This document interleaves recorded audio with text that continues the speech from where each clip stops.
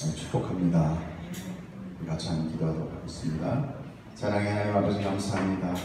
오늘도 말씀 주시고 우리에게 생명 주셔서 하나님 앞에 그 생명의 진리로 나아갈 수 있도록 하시니 감사합니다. 이 말씀이 우리를 치유할 줄 믿습니다. 이 말씀이 우리를 변화시킬 줄 믿습니다. 이 말씀으로 우리가 살 줄 믿사오니 오늘도 말씀이 우리에게 일하시고 능력으로 우리를 바꿔 주시옵소서. 모든 것 감사드리며 우리 주 예수 그리스도 이름으로 기도드렸사옵나이다. 아멘. 축복합니다. 같이 우리 이렇게 예배하고 이렇게 또 말씀 들을 수 있다는 것이 얼마나 감사한지 모릅니다. 자, 오늘도 제가 하나님께서 많은 말씀을 주셔서 부지런히 달려가야 됩니다. 우리는 지난 2주간 세례 요한의 탄생에 대해서 보았습니다. 그는 곧 오실 메시아의 길을 예비하기 위한 목적으로 온 마지막 선지자였어요. 그러므로 그를 광야에 외치는 소리라고 불렀고, 그는 회개하라, 천국이 가까이 왔다, 구세주 메시아가 오신다 라고 얘기하시고, 그 소리는 지난 여러 선지자들의 마지막 소리가 된 것입니다. 누가복음에 보면 율법과 선지자는 누구 때까지예요? 요한의 때까지. 그러니까 선지자의 마지막 선지자는 세례 요한이다. 그러면 교회인 우리는 어떤 자들이어야 됩니까? 당연히 복음을 품은 마지막 선교사가 되어야 돼요. 여러분, 난 언제까지나 복양을 받아야 돼, 언제까지나 이렇게 보호받아야 되는 그런 미약한 존재가 아니라, 성경에 나오는 모든 사람들은 다 미약했어요. 그러나 성령의 임함으로 인하여 이렇게 마리아 같은 처녀, 아무 힘이 없는 이 처녀에게도 성령의 임함으로 인하여 그 안에 메시아가 인되는 것 같이 여러분들도 성령의 임함으로 인하여 우리가 선지자의 삶을 삽니다. 세례 요한이가 태어날 때부터 무슨 특별한 인사가 있었던 거 아니에요. 성령의 임함으로. 선지자는 하나님의 음성을 듣고 예언하는 자들입니다. 우리도 하나님의 음성을 듣고 있습니다. 바로 성경을 통해서 듣고 있는 자들입니다. 여러분, 성경을 꼭 읽으시기를 축복합니다. 성경에는 시작과 마지막을 전부 다 이야기, 세상의 시작과 세상의 마지막. 여러분, 궁금하지 않아요? 하루하루의 뉴스도 궁금해서 우리 맨날 뉴스 보는 거예요. 마지막은 어떻게 돼요? 여러분, 궁금해하셔야 돼요. 그러면 우리는 마지막 심판과 심판자 예수 그리스도가 다시 오실 것을 우리는 아는 자다. 아멘. 우리는 알아요. 심판이 올 걸 알아요. 세상의 끝이 올 걸 알아요. 아는 자예요.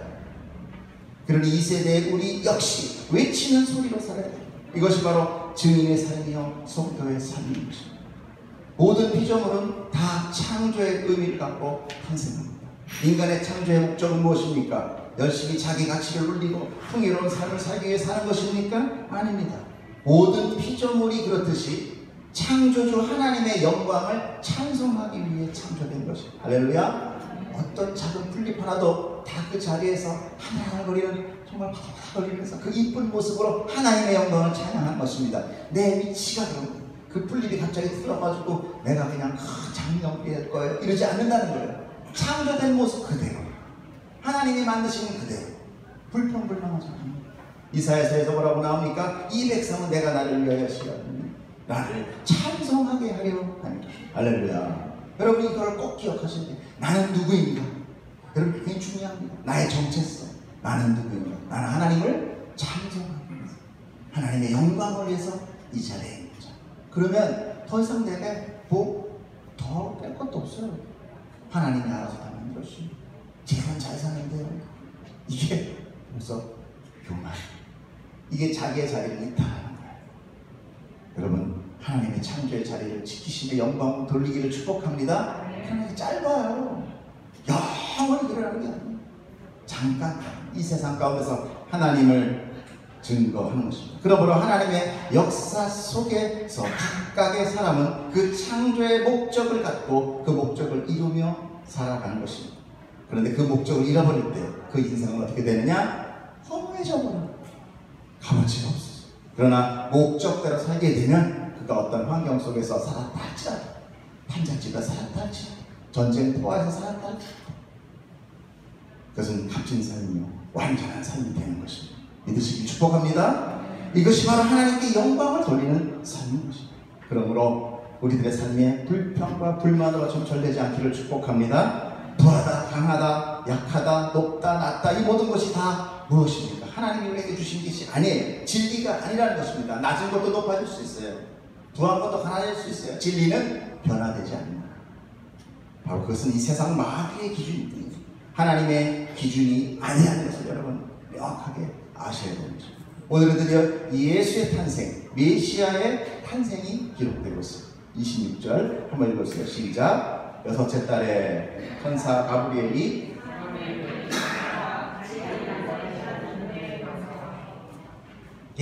여섯째 달이라고 기간이 앞에 문장과 연결하고 있습니다. 세례 요한이 엘리사벳에게 잉태된 지 여섯째 달이 되었다는 것입니다. 그러므로 예수님과 세례 요한은 같은 또래이지만 6개월 차이가 납니다. 선지자의 예언과 같이 메시아 앞에 그 길을 곧게 하기 위하여 6개월 먼저 탄생한 것입니다. 하나님의 예언은요, 처음에 어떻습니까? 몇천 년 후의 일을 예언하고 있습니다. 이사야서 너 내가 구원하려 나중이야, 몇백 년 후야, 지금 당장이 아니야. 그리고 점차로 다가오면서 몇천 년에서 몇백 년, 몇십 년, 몇 년, 이젠 뭐예요? 그 시간이 점점 좁혀져 세례 요한에는 얼마나 했습니까? 6개월이라는 시간이 좁혀져. 하나님의 예언은 점점 성경을 통하여 임박해지고, 동시대에 이제 우리는 같은 시대에 다가올 예언을 하고 있습니다. 사실 예언도 아니에요. 이미 예수님께서 다 이루셨어요. 완성된 거예요. 그러므로 이제는 뭐만 남았습니까? 임박한 심판만이 남아요. 천사 가브리엘이 하나님의 보내심으로 갈릴리 나사렛이라는 곳에 오게 됩니다. 하나님의 소식을 전하기 위함입니다. 27절, 29절 읽어드리겠습니다. 다윗의 자손 요셉이라 하는 사람과 약혼한 처녀에게 이르니 그 처녀의 이름은 마리아라. 그에게 들어가 이르되 은혜를 받은 자여 평안할지어다. 주께서 너와 함께 하시도다 하니, 처녀가 이 말을 듣고 놀라 이런 인사가 어찌민가 생각했다. 우리는 그 소식이 메시아 예수의 잉태인 것을 알고 있습니다. 그러므로 다윗의 자손 요셉이 앞으로 남편이 될 여자라는 것은 바로 다윗의 혈통, 즉 왕의 혈통으로 탄생될 거라는 것을 이야기하고 있습니다. 그 메시아를 잉태할 자는 그런데 아직도 처녀의 놈입니다. 그녀의 이름은 마리아입니다. 이제 천사는 처녀 마리아에게 나타난 일에 대해서 이야기합니다. 30절, 천사가 이르되 마리아여 무수하지 마라. 내가 하나님께 은혜를 입었느니 보라, 내가 잉태하여 아들을 낳으리니 그 이름을 예수라 하라. 메시아를 잉태하면 무한한 영광이 아닐 수 없습니다.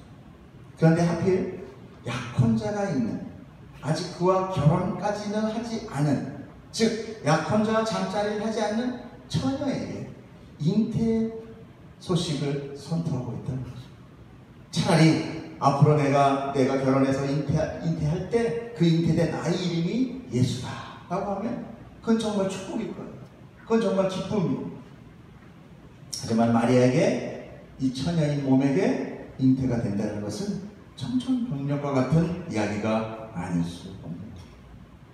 처녀가 잉태하게 되면 그것은 불륜으로 의심받아서 정결하지 못한 여자가 되어 동네 사람들에게 어떻게 모세의 율법에 돌에 맞아 죽게 됐습니다. 마리아는 곤란한 처지에 임박한 것이 아니라 죽임을 당하게 될 처지가 된 거예요. 여러분, 이래도 여러분 안에 메시아가 잉태되는 이런 깊은 소식이 이야기를 원하십니까? 우리가 성경 속에서 일어나는 모든 인물들, 여러 인물들이 생각이 나죠. 대표적으로 누가 납니까? 노아, 아브라함, 이삭, 야곱, 요셉, 모세, 다윗 등입니다. 그들의 삶을 보면 우리가 이 땅에서 성도로 살아가는 삶을 조금 엿볼 수 있습니다. 왜? 우리는 성경의 삶대로, 하나님의 뜻이 바로 하나님의 성경입니다. 노아는 어떻습니까? 120년 동안 방주를 지으며 이웃들에게 조롱 보이는 사람이었죠. 앞으로 찾아올 홍수를 대비해서 자기 가족들의 먹거리와 또 그 방주에 가득 채울 모든 온갖 동물들의 먹이까지도 비축해야 됐어요. 나 먹기도 바쁜데 여러분 한번 해보실래요? 코끼리가 얼마나 많이 먹어. 그걸 다 비축해냈단 말이에요. 죽어라고 이랬는데 죽어라고. 누가 노아가 축복받았다고 합니까? 저주 중에 이런 상저주가 있어. 코끼리 그냥 확 코끼리 고기. 그게 얼마나 많이 모아야 과연 그것을 다 할 수 있겠냐. 또한 어땠습니까? 홍수가 시작되자 자기가 사랑하던 친지들이 물에 빠져 죽는 그 비참한 재해를 봐야만 했어요. 슬퍼했습니다. 아브라함은 어땠습니까? 내가 정말 익숙했던 고향을 무작정 떠나 나그네의 삶이 됐어요. 아내를 2번이나 뺏겼어요. 또한 100세에 얻은 아들 정말 감사하다 하자마자 하나님은 그것을 번제로 드리라고 해요. 여러분 그럴 수 있어요. 아들을 위해서 기도하시고 번제로 드려라 할렐루야로 들을 수 있으시냐 말이에요. 아브라함은 익숙한 고향을 떠나죠. 아들을 번제로 드렸고, 이삭은 어땠습니까? 태어난 늙은 아버지에게 탄생했어요. 그리고 그 아버지로 하여금 제단 위에서 죽임을 당할 뻔했어요. 야곱은 어땠습니까? 형들의 미움을 받고, 형들이 아닌 형의 미움이죠. 먼 길을 홀로 도망쳐야 했어요. 또한 외삼촌의 간계로 인하여 오랜 기간을 종살이를 해야 했습니다. 그리고 또 계속 그 형의 원수가 자기 목숨을 계속 위협하는 그런 두려움 속에서 살아갔어요. 그가 야곱이에요. 그가 이스라엘이에요. 이스라엘은 지금 신약의 교회를 얘기한 것입니다. 요셉은 어떻습니까? 형들에게 배신을 당해서 노예로 팔려받고 감옥에 갇혀 기약없는 삶을 살아야 했습니다. 모세는 비록 왕자로 이렇게 들어갔지만 모든 권세를 버리고 도망자가 되어서 삶을 버리고 도망갔어요. 다윗은 왕으로 임명됐지만 그 바로 전 왕인 사울에 의해 늘 죽음 앞에서 진짜 이거 인생이 아니라 바퀴벌레같이 숨어서 살았어요. 자기를 신으로 따르는 부하의 아내 우리아의 아내를 간음하고 그를 죽음으로 내모는 그런 파렴치 않은 나타난 성경이 기록되어 있어요. 내가 정말 감추고 싶었던 수치스러운 것이 성경이에요. 여러분 이런 삶을 여러분 정말 복 있는 삶이라고 생각하십니까? 여러분의 기도는 어떤 것입니까? 여러분의 기도는 어떤 것입니까? 이거 다 피해주세요. 혹시 이 기도 아닙니까? 맞아요. 우리는 그 기도하고 있어요. 그러니까 하나님하고 우리의 기도는 늘 포행선을 걷는 거예요. 왜 나에겐 기적이 안 일어나나? 하나님의 뜻이 아니라서 그래요. 우리의 뜻을 맨날 추구해야 합니다. 이 세상 것만 우리가 받으리라. 하지만 성경은 이들의 삶을 통해서 하나님을 계시하고 있고 그 역사를 이루어가고 있는 것입니다. 그분들의 희생이 있었기 때문에 그 예표를 통한 예수 그리스도의 탄생이 있고 또 그 예수님의 희생이 있었기 때문에 우리가 그 은혜로 오늘 하나님을 예배하는 자가 되었다. 영생 받은 자가 되었다. 그때 우리가 이것을 부인할 수 없는 오늘 본문에서도 마리아는 하나님으로 인해 자신의 의지와는 전혀 상관없이 아비 없는 아이를 잉태하여 음란한 여인이 되어야 했던 것입니다. 그것은 임신한 몸으로 무사람들에게 돌에 맞아 죽어야 될 처지가 되었다는 것을 시사하는 것입니다. 그녀에게 닥친 재앙은 앞으로 뻔히 있을 재앙이 아니라 이제 뭐예요? 곧 6개월 안에 이루어질 사형 선고와 같다는 것입니다.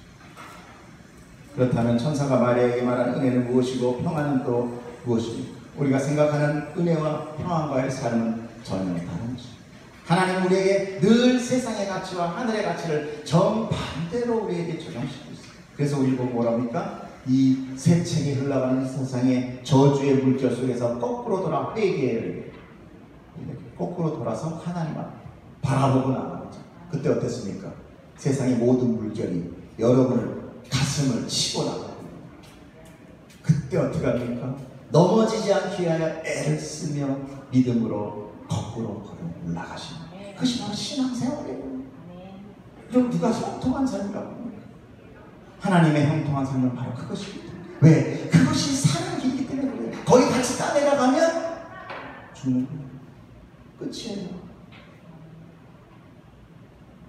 그럼에도 불구하고 우리는 온통 이 땅의 것만 생각하고 이것에 익숙하면 그것밖에 모릅니다. 마치 개미가 쭉 줄지어 가다 그 줄을 이탈하면 그것은 마치 개미가 그것이 사라졌다라고 인식하듯이 이 세상 공간 안에 갇혀 있으므로 저 하늘의 복을 알지 못하고 깨닫지 못하는 존재가 우리들이다.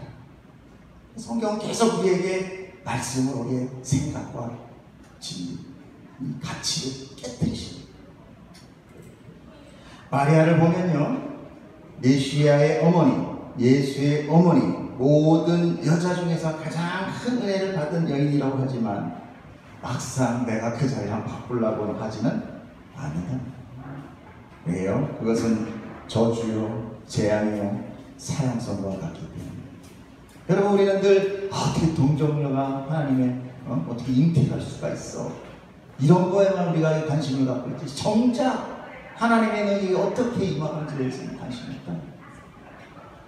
여러분, 우리는 항상 우리에게 지금 현재 들어있는 생명의 잉태, 이거랑 예수 그리스도의 잉태가 똑같은 거예요. 성령으로 인하여 우리가 뭐가 돼요?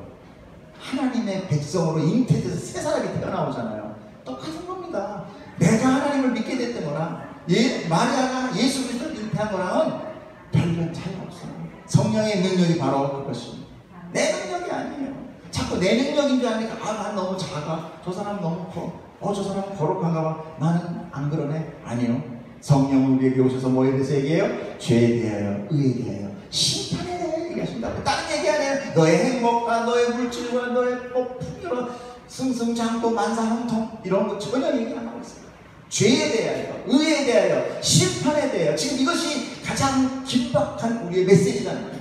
여러분, 강대에서 그 얘기해야 돼요. 죄에 대한 얘기가 나와야 됩니다. 여러분이 죄라는 것도 자꾸 쫓아내야 돼요. 전원우 목사는 맨날 나와가지고 그렇지 않아도 힘들어 죽겠는데 그냥 맨날 죄인이 그냥 아니요, 그것이 사는 거예요. 왜? 죄인이 돼야만 여러분에게 심판이 그 은혜로 사라지고, 하나님의 은혜가 여러분에게 임하려면 여러분이 죄인임을 인식하셔야 됩니다. 여러분, 내가 얼마나 하나님 믿고 얼마나 잘 살았는지, 얼마나 열심히 하나님을 믿는지를 묵상하지 마시고, 내가 일상 삶에서 하나님의 말씀 속에서 내가 얼마나 무능력하고 불가능하고 내가 예수 죽인 자인 것을 여러분이 깨달아야 돼요. 그 깨닫는 순간이 여러분의 은혜 받는 순간입니다. 그 순간, 딱 깨닫는 순간 내가 갖고 있던 앞에 있던 모든 불행적인 힘들다 어렵다 하는 것, 삶이 다 기각될 거예요. 괜찮아요. 죽어도 좋아요. 죽으면 죽으리라. 이렇게 다 하는 거예요. 뭐 특별해서가 아니에요. 이미 나는 죄인이니까. 이미 나는 정말 이 더러운 죄인이니까. 오호라 나는 공부하는 거야. 누가 이 사망의 몸에서 나를 좀 구해줄 사람이 없었다. 이 고백까지 여러분이 바닥을 쳐야 돼요. 자꾸만 옆에서 누가 이렇게 자꾸 해주면 그거 아니야. 그게 사단이야. 계속 내려갈 때는 바닥까지 내려가서 완전 불가능한 상태에서 나는 이제 지옥이구나, 나는 이제 끝났구나. 이 순간 하나님의 은혜가 그 빛이 여러분을 구원하시는 거죠. 그 자리까지 가기를 저는 축복합니다. 그러나 여러분 안에 그 생명이 정말 생명같이 되고, 그리고 우리 기도는 뭐가 돼요? 이거 주세요, 저거 주세요, 싹 사라져요. 감사합니다.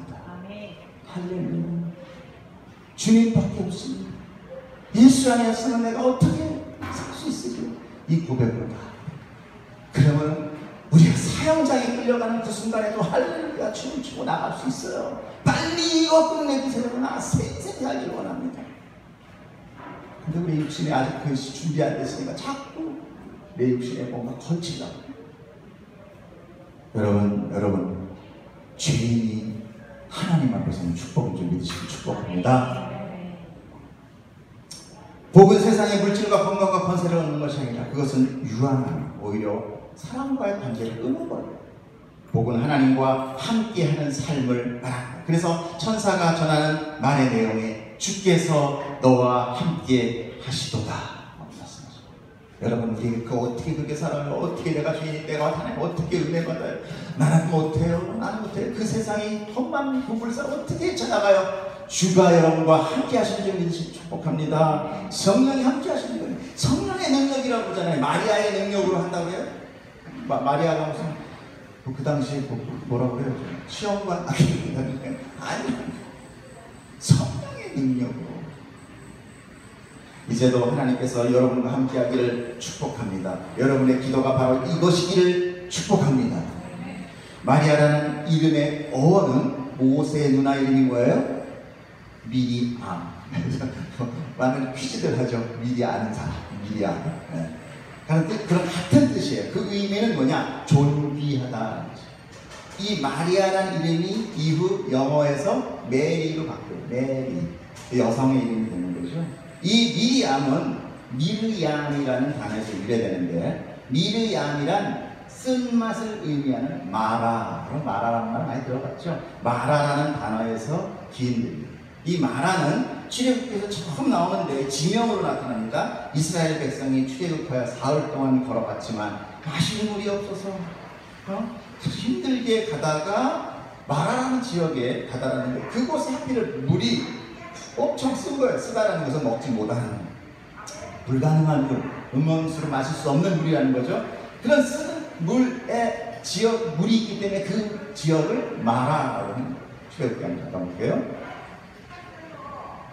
모세가 홍해에서 이스라엘을 인도하시며 그들이 나와서 수르광야로 들어가서 거기서 사흘길을 걸으나 물을 얻지 못하고 마라에 이르렀더니 그곳 물이 써서 마시지 못하겠으므로 그 이름을 마라라 하였더라. 백성이 모세에게 원망을 이르되 우리가 무엇을 마실까 하매 모세가 여호와께 부르짖었더니 여호와께서 그에게 한 나무를 가르치시니 그가 물에 던지니 물이 달게 되었더라. 즉 이 쓴 물인 마라의 샘물에 나무를 던져요. 근데 그 나무래요. 그 한 나무를 던지니 그 물이 어떻게 됐어요? 달게 되었다. 달게 됐다는 건 뭐예요? 마실 수 있는 물이 되었다는 거예요. 자, 생수가 되었다는 의미입니다. 그런데 이 생수하면 떠오르는 이야기가 있죠. 예수님께서 사마리아 성의 여인에게 생수에 대하여 말씀을 하고 계세요. 내가 주는 물을 마시는 자는 영원히 목마르지 아니하니 내가 주는 물은 그 속에서 뭐가 나와? 영생하도록 솟아나는 샘물이란다. 내가 주는 물, 그 속에서 영생이 나온다는 건 바로 뭐예요? 내가 샘물이다. 내가 생수다. 예수가 생수다. 이런 뜻이에요. 예수께서 말씀하세요. 내가 주는 물이 생수 하는 것은 물을 영생하게, 그 물이 영생하게 만든다는 것이죠. 그러므로 그 말은 곧 생수가 예수님이라는 것을 비유로 말씀하시죠. 그러므로 이 마라의 샘에 나무를 던져 그것이 그 쓴물이 생수가 되는 것은, 즉 마라의 쓴물 같은 불가능한 죄인들에게 십자가 나무에 달린 자는 저주를 받는다는 그 십자가 저주의 나무에 달려 예수님이 돌아가심으로 인하여 그 보혈의 피로 우리에게 생명수가 되신 예수가 나타난다. 우리에게 영생이 된다. 내가 쓴물이 마라인 내가 생수로 변한다는 그런 의미가 이 안에 들어있는 겁니다. 그러므로 마리아는 우리 인간의 대표, 즉 불가능한 자의 대표, 죄인의 대표로 나타납니다. 그래서 마리아에게 성령이 임해서 예수가 탄생하는 것은 마라의 쓴 물에 나무가 들어가 생수로 변하는 놀라운 구원의 이야기, 복음의 이야기. 신약에서 성도를 교회라고 합니다. 교회는 예수 그리스도의 신부예요. 이 신부는 예수와 합하여 작은 예수로 탄생한, 그죠? 우리 보고 뭐래? 작은 예수라고 하잖아요. 마리아는 성령 하나님과 합하여 예수님을 잉태하고 탄생하게 한 바로 우리 교회의 상징인 겁니다. 우리의 모습이에요. 따로 어떤 인간을 이렇게 놓고서 막 이렇게 하는 그런 거는 좀 아니에요. 예수님은 자기 무덤도 없어요. 절대 우리에게 인간의 모습, 세상의 것으로 우리의 눈을 가게. 우리는 누구를 봐야 돼요? 오로지 성자 하나님, 예수 그리스도. 하나님, 성부 하나님을 볼 수 있어요. 성령 하나님을 볼 수 있어요. 그 외에 다른 건 다 소용없는.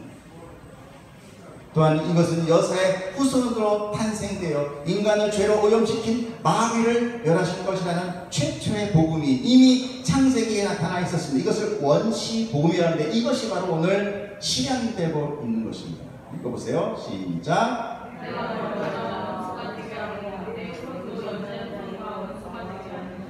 여자의 후손은 내 머리를 상하게 할 것이요 너는 그의 발꿈치를 상하게 할 것이니라 하시고, 사단인 뱀이 하와를 유혹하여 하나님이 최초해 주신 율법 뭐였습니까? 선악과 먹지 마. 그것을 범하게 함으로 하와는 아이를 잉태하는 고통과 또 뱀은 배로 기어다니며 흙을 먹으며 여자와 원수가 되어서 후손의 사단의 머리통이 박살나버리는 사건을 이미 말씀하십니다. 바로 성경의 모든 이야기를 창세기에 딱 한마디로 정리해 주십니다. 이 세상의 공중권세 잡은 마귀를 깨뜨리시고 우리를 구원하시는 예수 그리스도를 예표하고 있는 것입니다. 여자의 후손. 여러분, 하나님께서는 선물을 우리가 착한 일 할 때마다 잘했다 이렇게 하나씩 던져주시는 분이 아니라 우리가 하나님과 원수되었을 때, 마귀를 위하여 원수되었을 때 홀로 사랑하셔서 그 모든 자신의 생명을, 그 선물을 전부 미리 줘버리십니다. 앞으로 우리 기도 더 열심히 하면 좀 더 받겠지, 이게 아니라는 거예요. 내가 원수되었을 때, 내가 하나님 이름을 한 번도 불러보지도 않았을 때 하나님 창세 전에 우리의 이름을 적으시고 그 이름에 우리에게 자기 자신을 다 줘버리십니다. 더 받을 게 없어. 하나님이시께서 더 줄 게 없어. 이제 뭘 더 주셔? 이미 주고 목숨까지 줬는데 또 한 번 주고 007 두 번 산다고? 아니, 하나님은 이미 다 주셨어. 그렇기 때문에 우리가 더 이상 그분에게 뭘 달라고 할 것이 없다. 하나님의 선물은 부족하거나 불완전한 것이 아닙니다. 하나님은 완전하시고 완벽하시기 때문에 그 선물은 다름 아닌 바로 예수 그리스도십니다. 바로 성자 하나님의 목숨보다 더 소중한 것입니다. 창조주의 목숨입니다. 그 생명을 우리에게 주신 것입니다. 우리가 뭐 더 달라고 줬고 뭘 더 달라고 떼쓸 수 없는 것입니다. 그것은 이 세상에 갇혀서 하나님의 선물을 알지도 못하고 깨닫지 못하기 때문에 자꾸만 그럽니다. 하나님을 모르니까 자꾸 세상의 것에 집착하게 되고 그것만 달라고 조르게 되는 것이죠. 하지만 정작 하나님을 알고 그분이 내게 주신 선물이 무엇인지를 깨닫는 순간 우리는 그 벅찬 감동으로 감사의 찬송을 드리지 않을 수 없게 되는 것입니다. 그러므로 사람들은 전부 이 세상에 갇혀서 바로 뭐라고 해요? 지옥이라고 했죠. 땅 짓자 갇힐고 여기가 지옥이에요. 뭐 이 다음에 죽어서 뭐 뜨끈뜨끈한 거기도 갈지 모르지만 바로 여기가, 이 세상 마귀가 감사 우리의 눈을 다 여기에 박아버리는 거예요. 이거 아니면 죽을 것 같잖아요. 또 그것 때문에 뭐 몸에 달아버리잖아요. 지옥이에요 여기가. 여러분 여기서 탈출해야 돼요. 여기가 애국이고 여기가 지옥이고 하나님 여기서 자기의 백성을 이끌어내십니다. 출애굽시키는 것입니다. 그러므로 구원이란 이 세상 속에서 하나님을 위하여 자유를 갈망하고 자유를 얻게 되는 것과 같은 것입니다. 제가 며칠 전에 스코틀랜드의 독립을 위해 싸우는 영화를 보았어요. 제목은 브레이브 하트라는 영화예요. 거기 메일 깁슨이라는 그 유명한 배우가 감독을 하고 주연을 맡았는데 그분이 뭐 하나님을 믿는지는 잘 모르겠어요. 근데 그 지저스 크라이스트 그맨도 그랬죠. 믿는 것 같은데요. 잉글랜드에 속국이 되어 있는 스코틀랜드. 그때는 이제 영국이 구분 그 나라들을 다 이렇게 속국으로 만들었어요. 갖은 핍박과 박해와 천대를 하면서 그들은 노예와 같은 삶을 살게 됩니다. 그 안에 윌리엄이라는 사람이 있는데 어느 하루 잉글랜드 군인들이 찾아왔어요. 그래가지고 막 행패를 부리더니 윌리엄의 아내를 딱 보더니 이쁘게 생겼으니까 데려가가지고 막 폭행을 하고 안에 성폭행을 해가지고 결국 그 여자가 죽어버려요. 그걸 딱 봐요. 그래서 그 남자가 그 자기 안에 그 찢어진 옷자락을 붙들고 통곡을 하는 마음을 가져. 이건 아니다. 이건 삶이 아니다.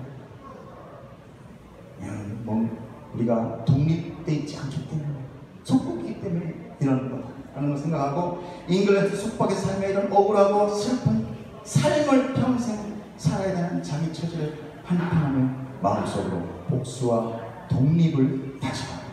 근데 한 사람이에요. 그 사람이 어떻게 그 나라를 독립을 해요? 그런데 농부들과 같은 동족들을 선동해가지고 그 큰 잉글랜드의 싸움을 시작합니다. 그는 사람들과 용맹하게 싸워서 몇몇 전투에서 승리를 거둬갖고 아주 그냥 잉글랜드가 그 사람 이름만 들어도 막 두려워합니다. 그런데 어느 날 큰 이 싸움을 하게 되면 대세가 넘어가는 그 순간에 오히려 적은 내부에 있었다.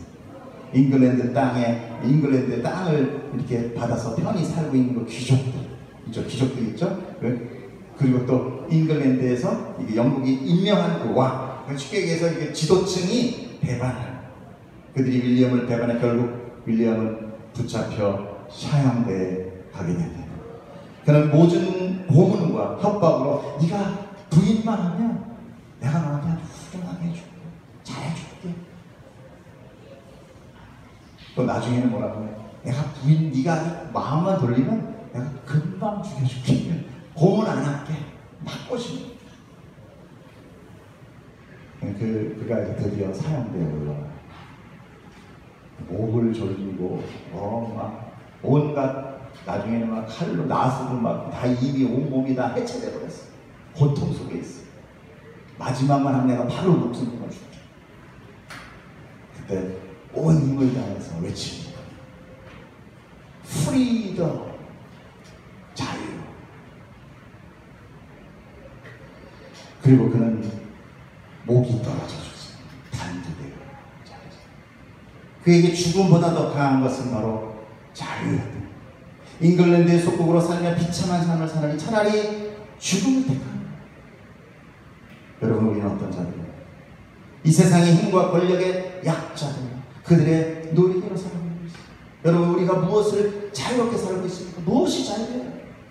1년 내내 일해야 2, 3일의 휴가를 받을 수 있어요. 그것으로 행복합니까? 우리는 이미 노예화되어 있고 그것에 익숙하게 살고 있어요. 물질을 못 가지면요, 자신이 비참하고 초라하다고 생각합니다. 누가 그 물질이 나의 가치라고 얘기했습니까? 바로 이 세상 공주못에 잡은 마귀는 우리를 죽음이라는 굴레로 몰아가요. 그 속박 속에서 우리는 뭐를 외쳐야 돼요? 자유를 외쳐야 돼요. 누구에 의한 자유? 주의 예수 그리스도의 자유, 우리에게 주신 수고하고 무거운 짐진 자들아 다 내게로 오라. 여러분, 무엇이 두려우십니까? 죽음입니까? 그래서 주님은 당신의 생명을 아낌없이 우리에게 주셨습니다. 그러므로 이제는 오히려 그 속박의 육체, 그 사망의 육체를 하루빨리 벗는 것이 자유라는 것을 여러분 깨달으십니다. 자유함이란 부족함이나 속박이 전혀 없는 것입니다. 스코틀랜드의 혁명이 윌리엄이 외친 그 한마디 자유가 목숨보다 더 귀했다면 지금 우리에게 더 귀한 것이 무엇입니까? 우리는 이미 그 생명, 영생을 이미 받은 자들입니다. 그런데도 불구하고 우리는 불안해하고 밤새 하나님 달라고 기도하고 영생을 깨닫지 못하고 있는 것입니다. 우리가 영생을 알면 더 이상 우리가 받아야 할 것도 없고 더 받아둘 것도 없는 거예요.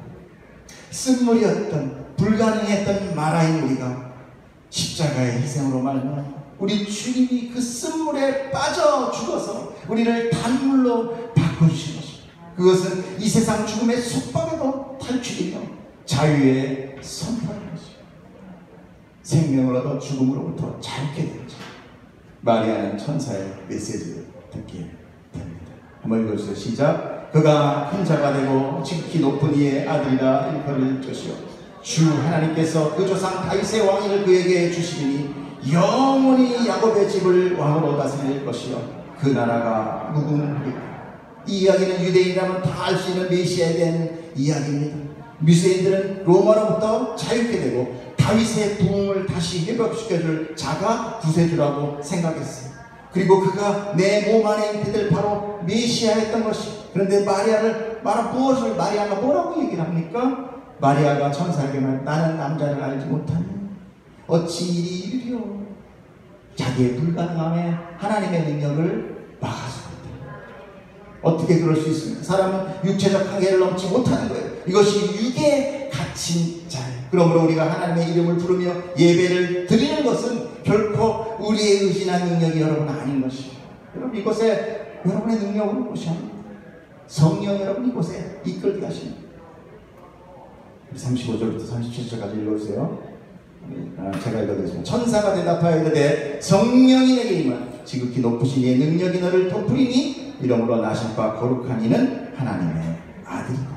보라 내 친족 멜기세덱도 늙어서 아들을 배었는가 본래 임신하지 못하고 알려진 이가 이미 6달이 되었나니 대저 하나님의 모든 말씀은 능치 못함이 없느니라. 여러분, 하나님의 능력은 여러분을 바꿀 줄 믿습니다. 아니, 이미 바꿔 놓았습니다. 여러분 안에 불가능함은 없어요. 여러분에게 자유됐어요. 예전에 미국에서 흑인들이 노예 생활을 하다가 풀어줬대요. 풀어주니까 다시 돌아와서 나 노예할게 이랬다는 거예요. 왜? 너무나 오랜 기간 노예를 살다 보니까 혼자 살지 못하는 거예요. 딱 우리가 그래요. 하나님이 자유를 선포했는데 자유를 경험하지 못하고 다시 세상으로 와서 다시 속박을 하고. 여러분, 내 능력이 아닙니다. 성령의 능력을 붙드시기를 축복합니다. 하나님의 말씀을 통하여 심판에 대해, 죄에 대해, 의에 대해 여러분이 깨달으시기를 축복합니다. 우리 다 같이 한번 고백하기를 원합니다. 함께 고백합니다. 주의 종이오니 주의 뜻이 내게 이루어지이다. 주의 종이오니 주의 뜻이 내게 이루어지이다. 바로 마리아가 그 육적으로 갇혀있던 마리아가 성령의 눈이 열리자마자 마리아에게 이르되 주의 여정이오니 말씀대로 내게 이루어지이다 라고 이야기한 것입니다. 바로 우리의 신앙의 고백인 거예요. 개역한글에 뭐라고 나옵니까? 주의 계집종이오니. 내가 하나님을 알고 하나님의 영광을 하니까 내가 그동안 이렇게 막 떠있는 갑자기 피조물의 자리로 날아가는 거예요. 죄인의 자리로 내려가는 거예요. 이제 나의 의지와 나의 모든 것들은 필요 없어요. 내가 주님의 종이오니 주의 뜻이 나에게 임하여 주시옵소서. 여러분, 이것이 여러분의 기도가 되기를 축복합니다. 기도하겠습니다.